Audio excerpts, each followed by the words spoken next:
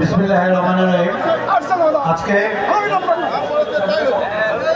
জুলাই অভ্যুত্থান দিবস উপলক্ষে আজকে এই আয়োজনে সম্মানিত সভাপতি উপস্থিত আছেন ছিলেন আমাদের মাঝে মাননীয় সংসদ সদস্য জনাব সামিউল কাদের লিঙ্কন।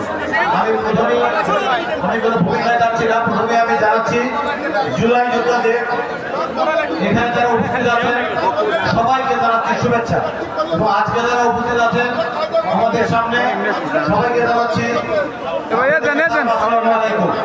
আসলে বক্তব্য দেওয়ার এখন আর তেমন কিছু নেই, কিছুক্ষণের মধ্যে আগাম করবে।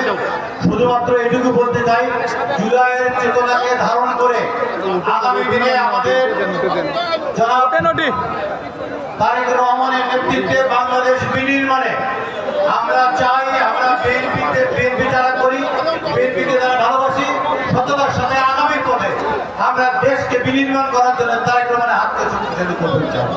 এই বলে আমি আমার সংক্ষিপ্ত বক্তব্য শেষ করছি। আল্লাহ হাফেজ। বাংলাদেশ জিন্দাবাদ।